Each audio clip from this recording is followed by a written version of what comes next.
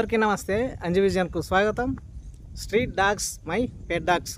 నేను పెంచుకున్నటువంటి స్ట్రీట్ డాగ్స్కు ఈ వర్షాకాలంలో చాలా ఇబ్బందులు ఎదురవుతున్నాయి. వర్షం వస్తే చాలు ఇంట్లోకైనా వస్తాయి, వర్షం వస్తే చాలు నా డబ్బా దగ్గరకైనా వస్తాయి. ఇంట్లోకి వెళ్తే మా ఫ్యామిలీ వాళ్ళు వాటిని తరిమేస్తున్నారు, బయటికి వచ్చేస్తాయి. నన్ను వెతుక్కుంటూ ఆ డబ్బా దగ్గరికి, నేను చేసుకునే జీవనోపాధికి పెట్టుకున్నటువంటి డబ్బా దగ్గరకు వచ్చి డబ్బాలో నివాసం ఏర్పాటు చేస్తాయి. ఏం చేయాలో అర్థం కాదు. అవి మూగజీవాలు, ఏమి అన్నా కూడా ఏమీ అనవు. ఎంత తిట్టినా కొట్టినా కూడా బయటికి మాత్రం పోవు. ఎందుకంటే బయటికి వెళ్తే వర్షం ఉంది, ఆ వర్షం నుండి రక్షించుకోవడానికి వాటికి ఎలాంటి సదుపాయాలు కూడా లేవు. దీంతో ఈ ఒక్క కారణంతో వాటిని క్షమిస్తూ ఉంటే ఉండని అనుకుంటూ ఉన్నాను. కానీ మా ఇంట్లో ఉన్నటువంటి ఫ్యామిలీ మెంబర్స్ మాత్రం చాలా కోపమవుతున్నారు.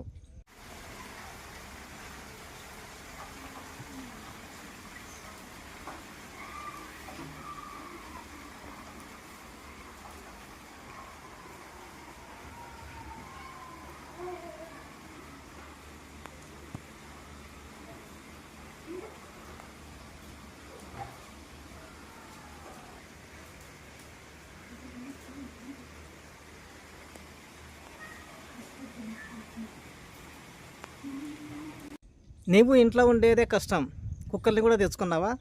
నీవు కుక్కలు బయటికి పో అని డైరెక్ట్గా అంటున్నారు. ఇంకా నా ఇంట్లో నా విలువ ఎంత ఉందో మీరే గ్రహించుకోవచ్చు. కుక్కల్ని పెంచుకుంటే ఇంట్లో వాళ్ళు కూడా నమ్మనివ్వడం లేదు, చిన్న చూపు చూస్తున్నారు. కుక్కలు పెంచుకుంటున్నావు, దానివలన వచ్చేది ఏం లేదు, రోగాలు వస్తాయి, తీసి బయటికి అంటున్నారు.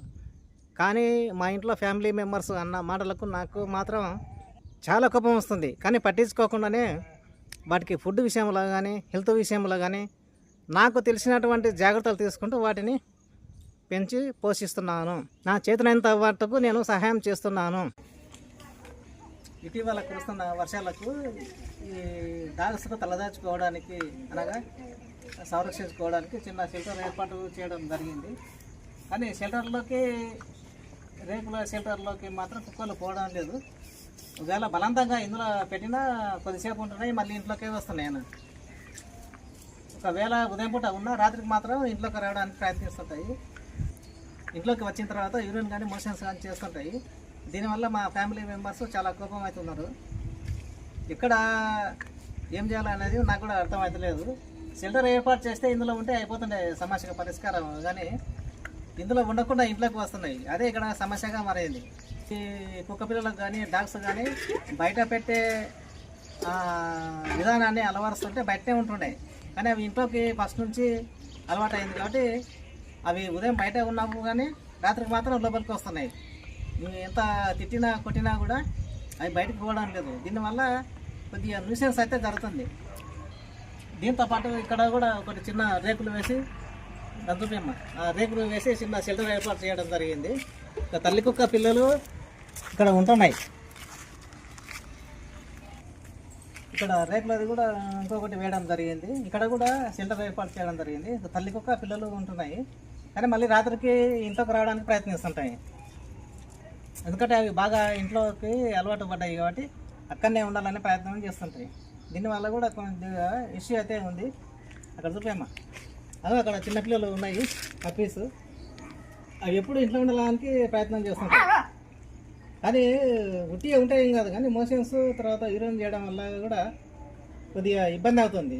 దానివల్ల ఇవి ఏర్పాటు చేయడం జరిగింది. బయట ఉంటే అవి ఇక్కడనే యూరిన్ చేసినాయేం కాదు, మోషన్స్ చేసినాయేం కాదు. వీధి కుక్కల్ని పెంచి తప్పు చేశానేమోనని నాకు చాలా రోజుల తర్వాత అర్థమైంది. నాకు ఇష్టం ఉన్నా మా ఇంటి వాళ్ళకు ఇష్టం లేదు. వాటితో ఆడుకుంటూ ఆనందం కావాలి, కానీ కుక్కలు మాత్రం వద్దు. ఇలాంటి మనుషుల మధ్య నా జీవితం నలిగిపోతుంది. అందుకే అందరికి ఇష్టం ఉంటేనే కుక్కలు పెంచండి, లేకుంటే వద్దు. వాటిని వీధి పనులు మాత్రం చేయొద్దు. బ్రీడ్ డాగ్స్ని తెచ్చుకుంటున్నారు, డబ్బులు ఖర్చు పెట్టి కొంటున్నారు, డబ్బులు ఖర్చు పెట్టి వాటిని పోషిస్తున్నారు. ఏం లాభం? అవి ఉన్న వాళ్ళు అనగా ధనవంతులు చేసేటటువంటి పనులు. ఈ వీధి కుక్కలు కూడా, అది కూడా కుక్కనే కదా. వాటిని చూస్తే మనుషులకు ఎందుకంత కోపం? వాటిని చూస్తే మనుషులకు ఎందుకంత చిరాకు? చెప్పండి, మీరే చెప్పండి. కానీ వీధి కుక్కలు అనే వరకు అసహించుకుంటున్నారు. కరుస్తాయి, మురుగుతాయి, తరిమేస్తుంటాయి అనే అపవాదన నిందలు ఉన్నాయి దాని మీద. అందుకే వాటిని చూస్తేనే అసహించుకుంటున్నారు.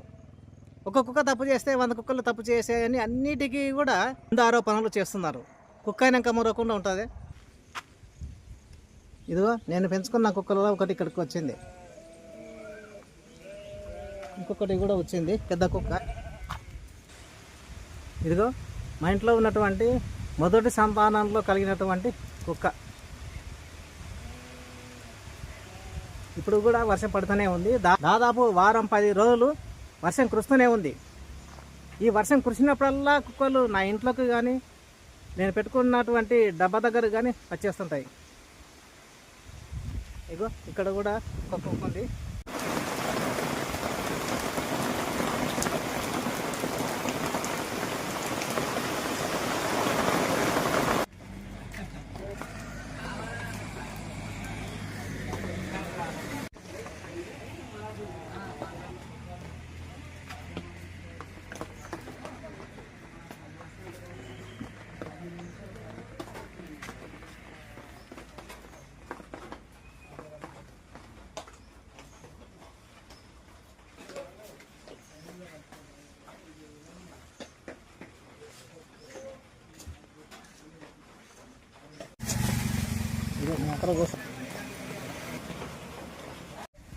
వీధి కుక్కలకు ఎలాంటి షెల్టర్స్ కానీ నివాసాలు కానీ లేవు.